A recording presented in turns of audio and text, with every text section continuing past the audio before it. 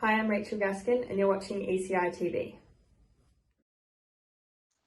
Welcome along, everyone, to ECITV, episode 20. And this week we have Michael Bice out of New Zealand and Shane and myself, as always. So welcome along, everyone. Hello, hello. Thanks for having me. No worries, mate. Always a pleasure. Always a pleasure. And thanks for making the time and effort to be here with us. So, No worries. I'll jump straight into general discussion, Shane. All right. So you have some news. The 2021 Chase Edge bikes have arrived at ECI. We did unload those the other day and all in stock, ready to roll out the door. So go see your local dealer and everything. They're up on the ECI BMX website. So you can check them out on there. Go see your local dealer and get one in. They seem pretty good. They're in 2 color options this year, which is unusual. First time they've done that. And yeah, here ready to roll. Michael, you always check out all the latest stuff. Did you look at these Chase Edge bikes? No. I haven't actually seen them. I was just going to ask you what's new and improved about the new Chase bikes. Don't put me on the spot. I haven't. I think, to tell you the truth, I haven't had a chance to go through it in detail yet. Okay. So maybe we'll cover that next week or next fortnight, maybe. Sounds good. And yeah, I'll have a bit more of a breakdown. What we do have though in hand are the new Answer tapered steerer carbon dagger forks in a real cool matte black finish to suit a 20mm dropout. So I have seen those. They look very good. Oh, it's okay. The forks are fine. My desk's probably got a big chip out of it, but or a big chip out of it. I thought you said I don't know what you said when you disc. What's your disc? I got a chip in my disc. So yeah, so they've arrived. They're in stock now in 20 and 24 inch. So just to let you know, they're here and ready to roll. They're nice. Yeah, they do look good. I love the look of the satin black with the gloss black stickers. I think I've mentioned that last episode or episode before. I'm a real fan of that. Yeah. Sort of stealthy sort of look. So yeah, check them out on the ECI BMX website, and again, go to your local dealer and get a set organised. Would you say that was a matte black or a satin? I'd say matte. Okay. Sorry, I've got satin in my brain because of the profiles change over to satin, but yeah, this is definitely a matte black with a gloss sticker configuration on it. But yeah, real cool, very Not cool. so much different with the coloured dropout because the gloss ones had a alloy polished dropout, didn't they?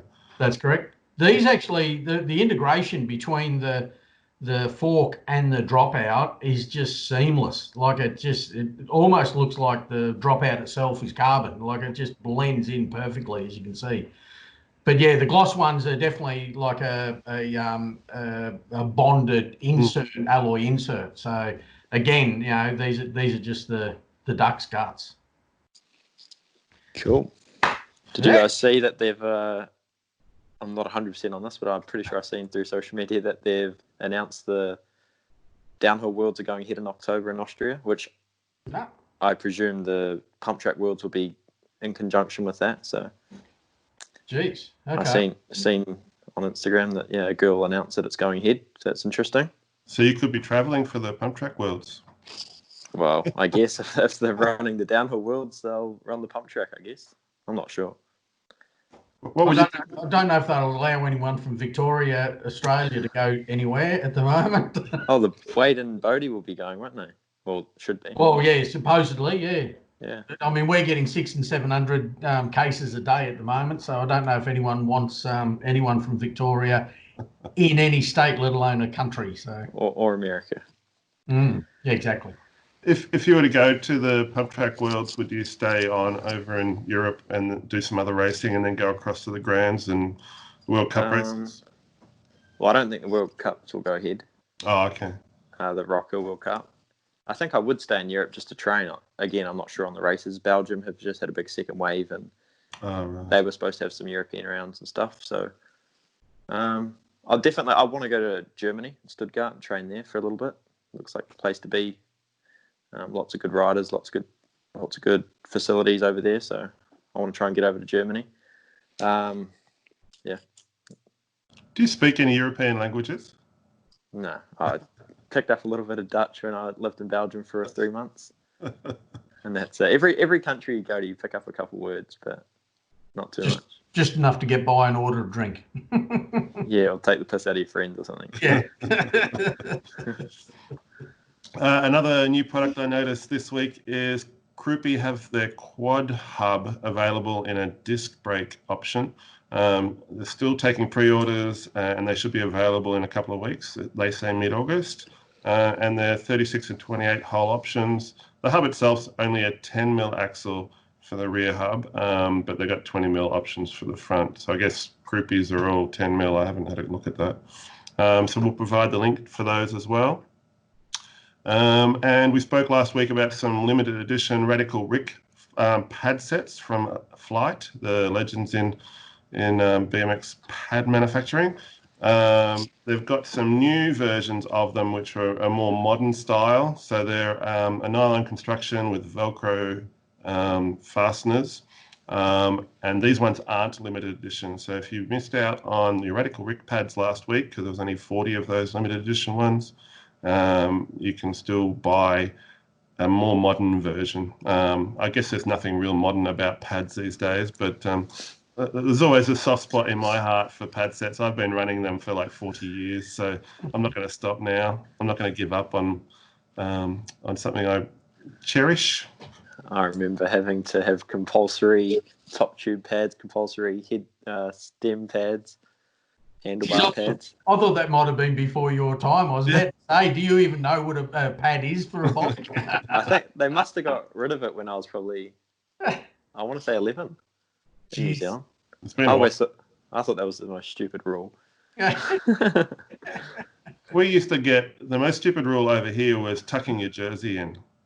Oh, yeah. And it caused real problems for people that were wearing body armor. So like a Paul Knox, for example. So to wear body armor and a jersey over the top and to try and tuck in was just incredibly ridiculous. But they used to be real militant about it here. Did you cop that over there as well? Yeah, we do. And pulling your sleeves down as well. It's just, it's just like going back to school, pulling your socks up type thing. A uniform inspection in the morning. Yeah. You'll have your sleeves just like up here, and they'll say pull them down. So, Jeez. It seems to relax a little bit on the uniform policy. Very good. Now, we had a dad joke battle during the week. I seen that with Lauren. Yeah. That was, look, I mean, Dozer has really stepped up to the plate. And look, it was great. Lauren was such a good person doing it. Yeah. She's it was awesome. So if viewers out there haven't seen it yet, please jump onto ECI Imports and have a look and yeah, it was a very, very good battle. Did you watch it, Michael? Yeah. Oh, I didn't watch all of it. I watched most of it. Yeah. Did you see you copped a mention? Yeah, and in the previous one I watched as well. I got to mention that. Oh, right. Who was that with? Adam. This one. Oh, Adam Sylvester. Yeah. Yeah, I got to mention that one as well. Yeah.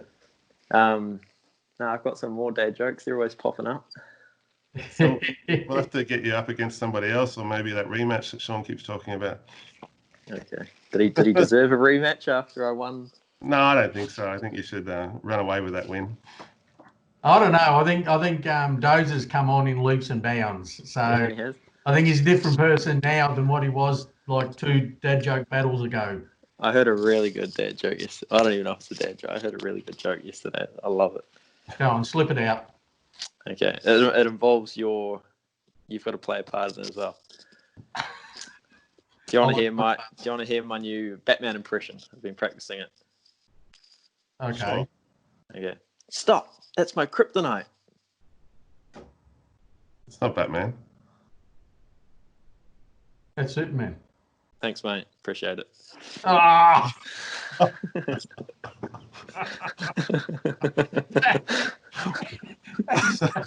such a bad joke. Anyway, let's move along to something else. That's 2 points. Got a laugh out of both of you. We can always edit that out, really. That was awesome. It might be big in New Zealand. I don't know if it's big here. Yeah. On that note. So we got the answer. BMX, show us your bike, Gary. We certainly do. And here we go. I'm up to sharing a page again. While Gary's sharing that page, we still don't have any New Zealand bikes entered in this show. So, Michael, what would you tell New Zealanders about the Show Us Your Bike competition? I think you'd be stupid not to do it. Get some free stuff and get to show off your bike. Yeah. I'll be sure to share it when I complete my new build. I will show you my bike. I'll try and get some Kiwis to jump on board. Yeah, there you go. Okay. First. We have Chase Militia. Chase Mellish. Chase Mellish. Oh, okay, you better read this one, obviously. It's not the metal militia. So Chase Mellish is from the Sunbury Club. They're based in Victoria here with the rest of us COVID spreaders.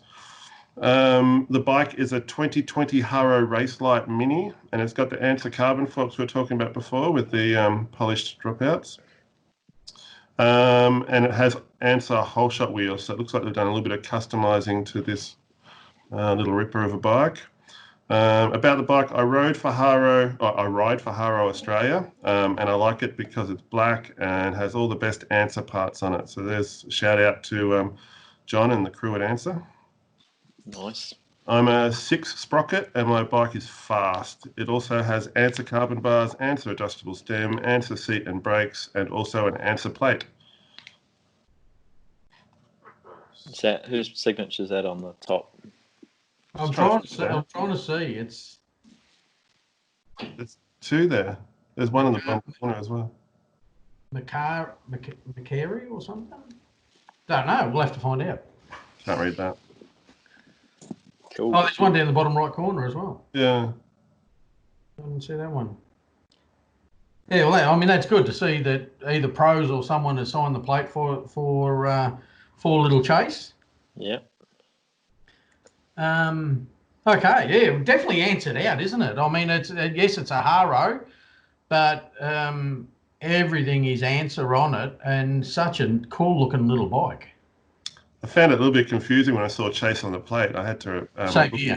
I thought, why would you put Chase on a Haro? And then I realised it's his name. It's an Answer Chase Haro. So, what are the pedals? Not sure. Crest or something? It looks like. They look like the Answer ones as well, don't they? No. They're very similar shape to them, yeah. Yeah. So, It's had a new Haro top. I like it. I like the colours. I think that's an Aussie one. That's specific. Okay. Yeah. with the 99 Customs logo on it and Aussie flags on the sleeves, yeah. It's $2.99. We don't want to upset Adam. 99 sounds a lot better. You can do the next one if you can get your tongue together, Gary. Lucas Melbourne. Where are they from? Lilydale, not Melbourne. Lucas Melbourne, club is Lilydale Lynx. And the details of the bike is a frame, 2019 DK Professional, forks a carbon X3 box. Wheels, yes, it has wheels. That's about it. It's got wheels and nothing after it. So about the bike, I'll just move that. I chose this bike because I like the black, sleek look and light red accents and the low off-the-shelf price with great components. So the wheels on it are custom-built wheels, Envy rims with profile mini hubs, it looks like. Let's go to the next one and see if we can see the, whoop. Must be a low gear to be able to ride up a hill that steep. That could even be a box hub. Yeah, it's hard to see. But anyway, the bike itself is a cool looking rig, high looking bars on it. I was going to say. Mega high bars. Super low seat and mega high bars. Makes it look real great. Davidson. This is right up your alley, isn't it, Michael? A blacked out bike. Blick out bike. Not big bars. It's right opposite my alley. What size bars do you run? I think on my new bike, 7-inch, and I'll cut them down. So even with those high bars, they've even got the stack height way up there on the forks. Must be tall. Must be a very very tall guy, Lucas. I do like the color coordination to it. Just like a couple of red components, the hubs and the seat clamp, and the transponder fits in well. I was going to say, do you think the red's to bring out the color in the transponder? I must admit, it does look good when you just have that little bit of coloured accent, not too much over the top. So I do like the look of that. Should for a come out big with some. range. Sorry, go ahead. Should come out with some coloured transponders. Oh yeah, or little transponder covers. Yeah, that's true. Little sleeves. Little coloured sleeves or something to go over them. Might affect. There you go, there's a little entrepreneur out there. There you go. You can. Whoa, that is a very low resolution. Nice. I thought it was fun. I thought it was my took the photo on a calculator. It's a nice bike though. It's shame we can't see it. Josh should be riding this bike. Josh? Sorry, Chase. Man. Oh, Chase. Let's see if we can get another couple of photos of the bike before this goes to air. I don't know if we can or not, but Shane might have to weave his magic and try and enhance it a bit, but it's very, very hard to see. So this is from Noah Hart out of the Frankston Sharks BMX Club in Somerville, Victoria. The bike is the frame is the Chase RSP4 Pro XL with Answer carbon forks and Spectre carbon rims with profile hubs. About this bike, this is my second Chase RSP4. My first one was an Expert XL and was very happy with how balanced the bike was. And so got my dad to buy an RSP4 Pro XL, and I'm even more impressed. I love my Chase, but I think my dad loves it more. You can relate to that, can't you, Michael? Yeah. Dad says it's my bike while it's on the track, but it's his when it's off the track. Thanks heaps, Noah Hart, 205. If he's happy with it, I'm happy with it.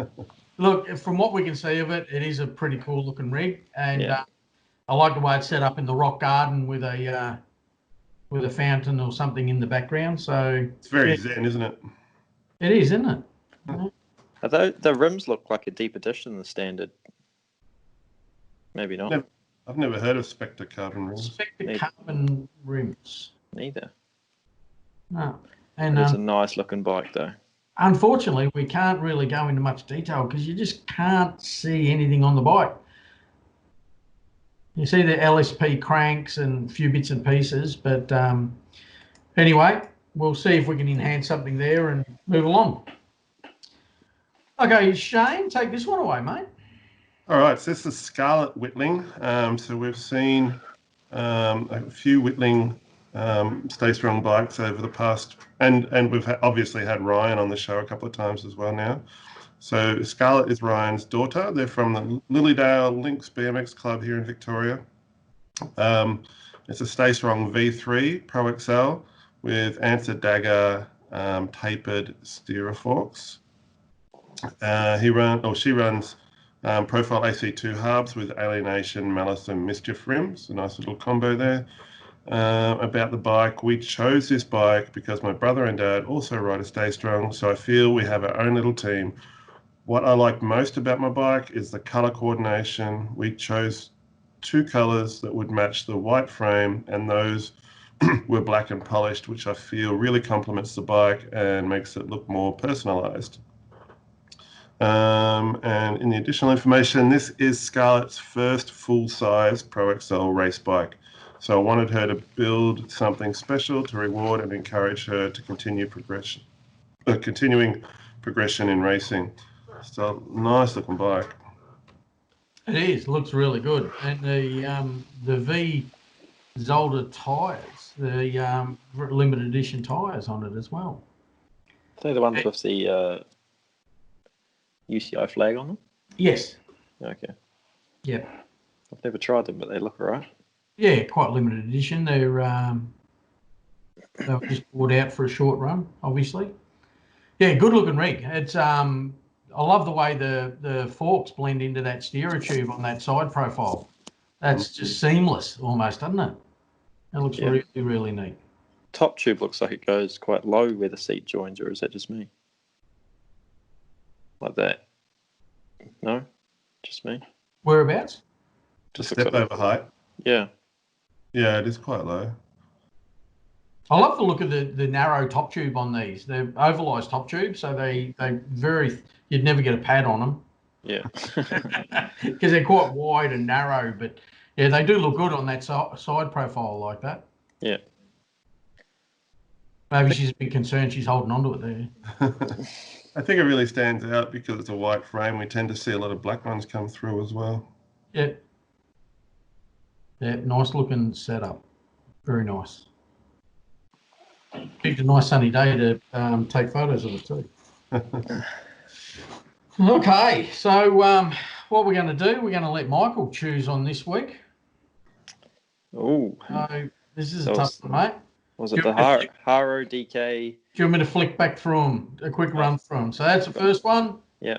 The Haro with all the answer parts. Then you got the DK with a hint of red. You've got Fuzzy Muzzy. And then you've got Scarlet's Stay Strong.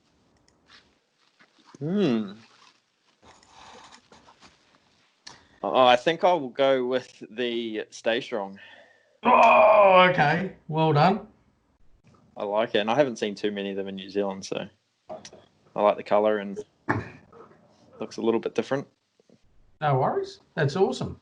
Okay, well, that'll put a smile on Scarlett's face and probably Ryan's as well. Awesome. So if anyone else wants to enter their bike into the Answer BMX Show Us Your Bike competition, make sure you go to ecitv.com.au/bike and just fill out the form. Simples.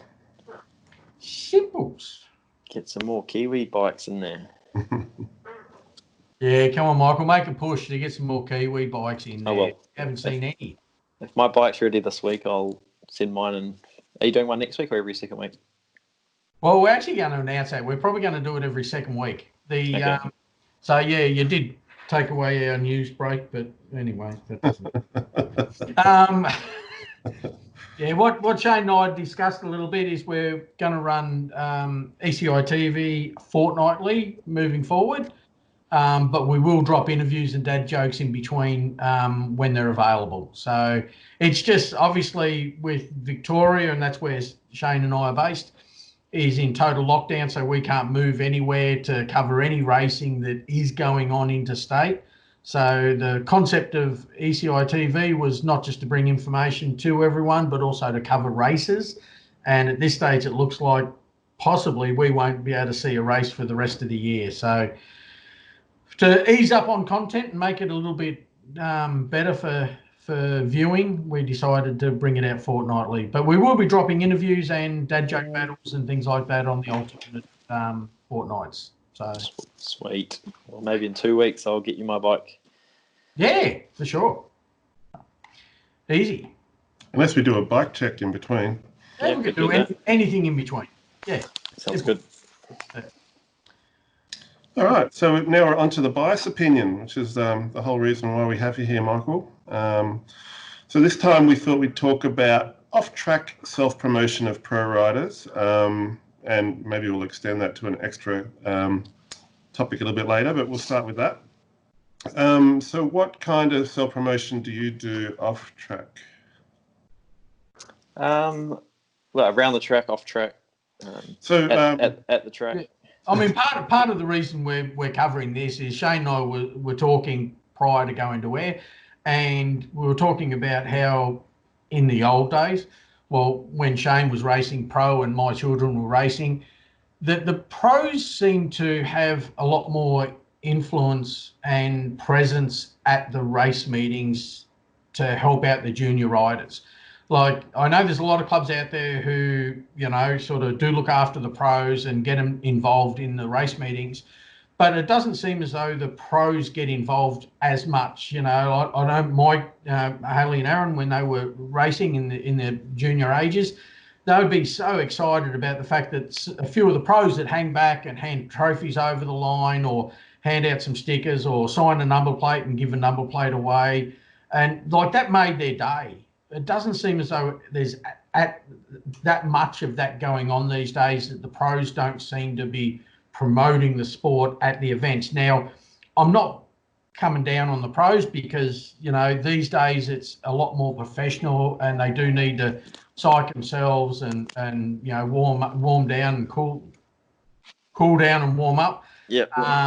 And everything else. So there's a lot more involved, but it just seems like that personal element of the pros and the integration between the junior riders isn't as prevalent as of what it used to be years ago. I don't know what it's like over in New Zealand, whether they, the pros get involved much with the junior riders. What is it like there, mate? I think in New Zealand, at this current point where our elite level's not that high, we don't have that many elite riders, but I think we're a little bit like what you were saying. I'd like to say I'm a bit different. I've always had time for the kids and for the younger generation. And I think that's through personal experiences. When I was a kid, like, I always wanted to get recognised and get talked to by the pros, and I never really got that. And the few times I'd go to Track Attack, the pros were so much more welcoming than the New Zealand pros. Oh, yeah. I remember Bubba Harris was there one year, and he took out time to talk to the kids, and that would always make my day as a young kid. So I think it was coming from that. I wanted to make sure I gave every kid the time of day, even if he's the best or the worst. But in New Zealand at the moment, I think, a lot of the kids don't. Well, a lot of the pros, sorry, not the kids, don't go to club nights to help the kids. Where I think that's one of the coolest times to go and help the kids. It's not so serious. Everyone's there having a good time and mix and mingle with the kids and the younger guys. So I think personally that's where I like to go and help out. And at races, sometimes we can be a bit serious with warming up, cool down, etc. But I mean, after racing, I think signing autographs and hanging out with the kids, talking to them and asking how their racing went, that's something that maybe we undervalue as pros, because I know how much of a difference it makes for those kids. So personally, I do that a lot. But I think, more pros should do it, because it's actually quite rewarding for the pros themselves to see how much of a difference you can make for the kids. Look, I think majority of the pros in Australia do go out of their way for the junior riders. I think it's fantastic what they do, and it'd be good to just see that little bit more integration at racing. I know training nights and gate nights and everything like that, the pros do have a lot of time for juniors, and it's just, I don't know, it just, Knox do a fantastic job. Shane was saying earlier on in regards to the way they set up a pro rider area, so the pro riders can do signings, and they're all in one section near the starting hill, which means that they're there ready to race. They're available for all the riders and everything. So it'd be good to see probably that carry on at a lot more clubs. Just so the pros have an area that they can all hang out together. The kids can go to them if need be and grab a sticker or what have you. So Knox do a great job doing that, and I suppose there's a lot of other clubs in the state that do it. So it's great to see that, and the pros do a fantastic job. But you just don't see a lot of those signings and giveaways at just general race meetings these days. No, I think a lot more of the pro giveaways are through social media, which, I don't know, personally, it feels a little bit unpersonal to me. Like, it's like you're giving it away to some kid in Europe that doesn't even know you, probably couldn't tell you anything about yourself as an elite rider, where if you give it to a local kid at Knox race meet, he's probably looked up to you for a couple of years and watches you every weekend. So I prefer to do that. Like, whenever I give a number plate away, I give it to the kid that sort of I know that will appreciate it. I don't do giveaways through social media and stuff. But no, I think what you're saying is right. having the signings and stickers and all those little things that make a kid's day can go a long way. So when you go to the track, do you sit with a particular team? Do you hide away in your car? I typically just go and sit with my club or just some friends. But I mean, I'm always wandering around the track. I definitely don't hide away from anyone. And when I'm around at the pits, I'll talk to the kids, and all the kids come talk to me. But I'll talk to them, ask them how their racing's going, and things like that. Where I think what I've seen a lot of is like the pros sort of stick together, and when there's a group of pros sitting together, it is quite intimidating for kids. Where I don't know, that's just my sort of theory. Around in the pits, when there's 6 or 7 elite guys sitting together, the kids are quite intimidated to go up to them and ask for a signature or a photo. Where I like to do my own thing as an elite rider, not own thing altogether, sit in my car, but like an own thing, like and stick to myself or sit with some kids from my club. It's quite refreshing talking to them about racing because they're not super serious and they've always got a good outlook on how racing's going, which keeps me relaxed and excited. So that's local events. What about Supercross events? Obviously, you're kind of corralled away from the crowd, which is great to focus and everything else. I think Bathurst was a bit of an eye-opener when there's lots of people surrounding the entranceway to the sort of team tents, and they just come out and do signings and just chat with them, basically take photos with them. Do you get involved in that side of things as well? If I think back to all the World Cups I go to, what I try and do is prepare for my race as best as I can. So whether that's warming up, doing whatever. And as soon as my race is done, warming down, grabbing some food, some water, and then going out to watch racing. And normally the best place to watch racing is in the grandstand or out where the public watch. So if kids want to come talk to me, then I'm happy to. But I always go out and watch. I don't just stick to my tent and sort of overthink everything. I like to get out and watch racing. I'm a fan of BMX, so I like to go out and watch, but obviously not compromise my training, my warm up and warm down.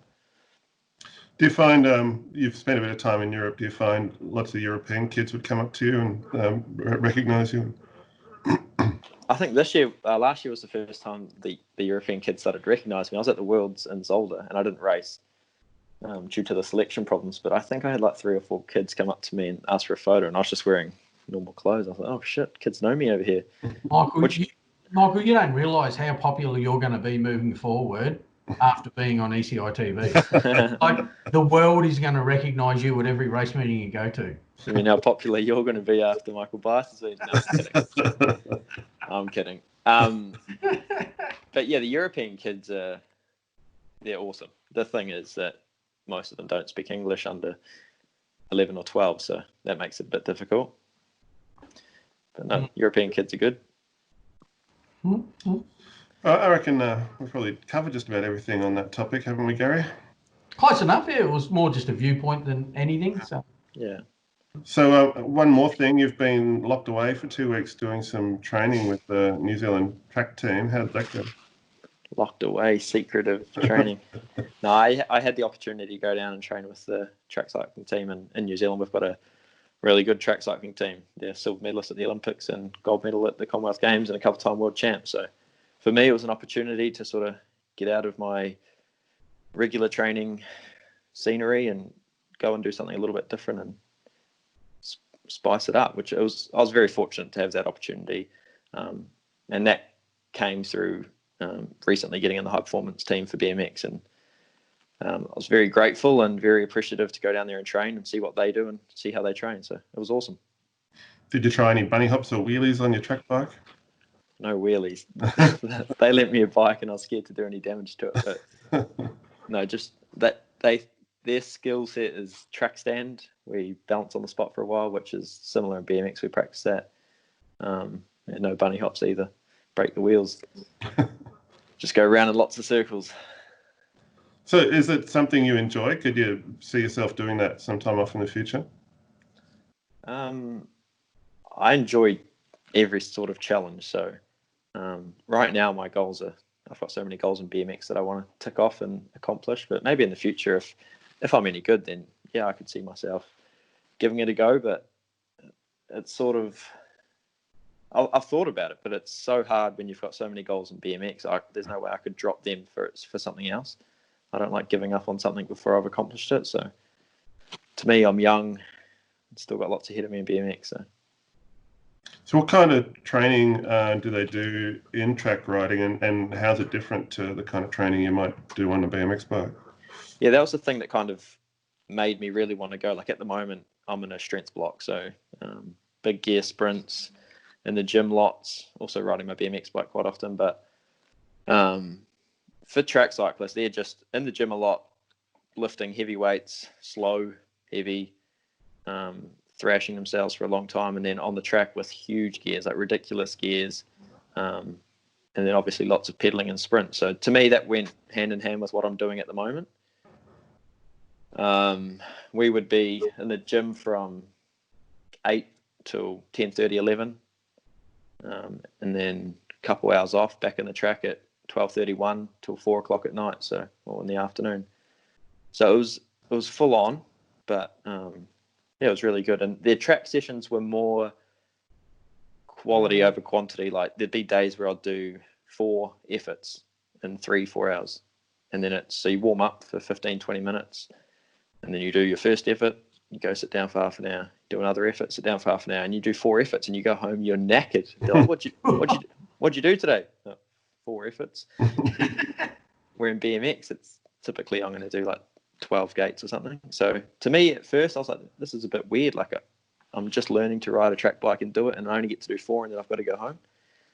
I'm the type that wanted to do it heaps and heaps and heaps and heaps until I sort of mastered it. But so what kind of distances are you talking when you're talking an effort? Is that 500 meters? What changes? There's so many different disciplines in their sport. So I did a kilo, which is a kilometer. So it's basically a minute as hard as you can, which absolutely kills you. But other days it would be 65-meter sprint. So you start dead stop and it's just at the 65-meter line. Other days would be a flying 200. So you come in as hot as you can, just 200 meters. So it changed every day. I didn't really do the same thing twice, which was cool. But yeah, I always left very tired, ready for bed. And when you're saying they're pushing massive gears, what sort of gearing are they running? So yesterday I finished on 140 inches. Oh, God. And that was for the kilo, so that's for a kilometre. So 4 laps around and around. But for the standing starts, around 100 inches. Is my screen gone black? No? Still No. For the standing start, yeah, about 100 inches, which is ridiculous compared to BMX. And like, you always warm up on 84 inches, so that's like quite an easy gear. But you spin out quite quickly on 84 inches. Do you find with track cycling, being a BMXer, that you tend to body wobble a bit when you're trying to put that effort in? Because I know that a lot of BMXers have tried track cycling, and the track cyclists hate the fact that track cyclists are trained just to work legs and stay nice and steady, whereas BMXers used to throwing a bike around tend to sway their body a bit and interfere a little bit. Yeah, I think like I'd seen a bit of track cycling previously to me going down, and that's what I've seen. Like the BMXers rocking the bike, where when I went, because the handlebars are so skinny, like BMX were out here with the track bikes in here, that you're only pulling. Well, I was only pulling little bits, and I was actually quite straight, which surprised me.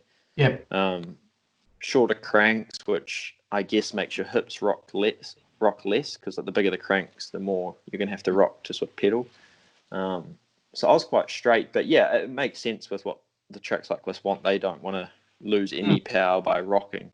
The stiffer you can keep everything, the more power's going into your crank. So I personally found I was reasonably straight, not as straight as those boys, but I wasn't all over the show.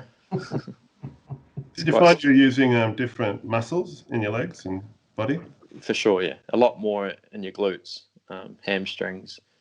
My calf muscles got quite sore after the standing starts, and different upper body muscles as well. Like in BMX, we use quite a lot of, I get sore on my forearms quite a lot. wearing track cycling. It was between my scapulars, so my shoulder blades. And I guess that's because your arms are locked and it's sort of going through your back. So it was awesome to go down and learn and explore what they do. And I was fortunate enough to get to train with the New Zealand boys, which happen to be top in the world, which is awesome for me because in New Zealand most of my training's by myself, and at times I can become not complacent, but there's no benchmark for me to chase sometimes. So to go down there and see how they are in the gym and on the track, it was just like, damn, I've got some work to do, which is awesome. I like that. So can you see the benefit for just normal BMXers to do a bit of cross training via track cycling? I definitely don't think it would harm. Like, yep, we do big gear sprints in off season anyway. We're lifting heavy in the gym, so to me it sort of is the same thing, just exaggerated. Yep. And yeah, learning to ride a different bike's never going to harm you. So it was awesome. I was still on my BMX bike 3-4 times a week down there. I was doing gates and riding the pump track, which probably was a bit much at times. But yeah, I wanted to keep up my BMX riding, and that's what I enjoy. So I think I'd go crazy if I couldn't ride my BMX bike. I think I'm going crazy. Must be 3 or 4 weeks since I've even touched mine. Really? What's your excuse? Well, with lockdown, I can't actually get to a track that's open. There's a track in the backyard here, but it's too wet. Oh, okay. So I could go for a ride on the road, but I just kind of got in this rut now. I want to ride a track, I don't want to ride on the road. No, I get that. Totally get that. Yeah. Yeah, we're lucky down in, they just built one in Auckland as well, but down in Cambridge where I was, they've got one of those Velo Solution pump tracks. And it's huge. It's got like 2 tracks within the one pump track. So I spent 3 or 4 hours there over the couple of weeks. Didn't get boring at all. So that was cool. All right, that's about all I've got for you. What about you, Gary? Yeah, that's about it, mate. I think we've covered it, and I can't believe that you can spend such a big session at track cycling all day and then go and do gates of a night time. I don't know how you can achieve that. Probably wasn't the best idea, but it's just for the love of BMX. The first day, I'm exhausted. I went fishing last night, and I'm exhausted. And all I did was sit in a boat. The first time I did it, we had a big gym session in the morning, which was 2.5 hours. Then went back and we did 4 1K efforts. So after every single time I'd do it, I'd be on the ground. My legs would be aching. I'd have half an hour and then I'd get up, have to do it again. And so I finished that, got some food in me, and I was like, okay, I'm just going to go watch the boys ride tonight. And I got there, I was like, I'll just ride. So ended up riding, but before you know it, your legs stop hurting. It was good fun. Crazy. All right, thanks, Michael, for giving us your time and joining us today. No worries. And we'll catch up with you again in a couple of weeks. Sounds good. Yeah. See you, Gary. See you, everybody. See everyone. Stay safe out there.